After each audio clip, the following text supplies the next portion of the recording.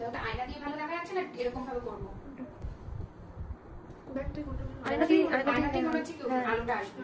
এটা সবার প্রথমে বলি হচ্ছে পাউডার কন্ট্রোল। পাউডার কন্ট্রোল করার জন্য কি করতে হবে আমাদেরকে, এখান থেকে স্টার্ট করে এখানটাতে, তারপরে আবার এখান থেকে স্টার্ট করে এখানে, সেম এইদিকেও হবে, এখান থেকে এরকম ভাবে এখানে, এইটাতে নিচে মেলাতে হবে, কোনো প্রকারের উপরের দিকে যাবে না। আবার এইটা যেটা হবে সেটার এই সামনের দিকে যাবে না গালে, ঠিক আছে? আর কপালের এই সামনের এইখানটাতে অত বেশি কন্ট্রোলের দরকার নেই, হালকা একটা আভা থাকবে, এই 3 মোশন থাকবে। হয়ে গেল। নোজে তো একটা বেবি ব্রাশ দিয়ে তোমার হচ্ছে নোজে আমি করলাম এরকম আর এরকম এরকম এরকম, এই জায়গাতেও তোমার এটা দিয়েও এরকম এরকম এরকম এরকম। কেন বেবি ব্রাশের পরেও এটা কেন করতে হবে, যাতে নাকি হেজি একটা ভাব আসে, যাতে কাট কাট বলে না মনে হয়।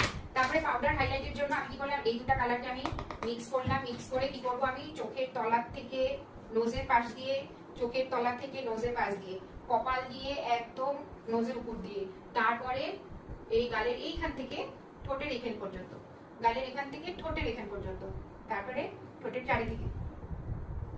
এটা একটু স্পিড করলে এরকম হবে, বেশি ডলাডলি করবে না, নিচে ফাউন্ডেশন উঠে চলে আসবে, একটা জাস্ট একটা আভা টাইপের থাকবে। এটাই হচ্ছে কন্ট্রোল। আর হচ্ছে ব্লাশটা যেটা, সেটা হচ্ছে একদম এরকম ভাবে হাসতে হবে, একদম উপরের দিকে যাবে, হাসতে হবে, উপরের দিকে যাবে, নোজ এরকম এরকম, একটু হালকা থুক নিতে যাবে, ব্যাস। এটাই হচ্ছে টেকনিক।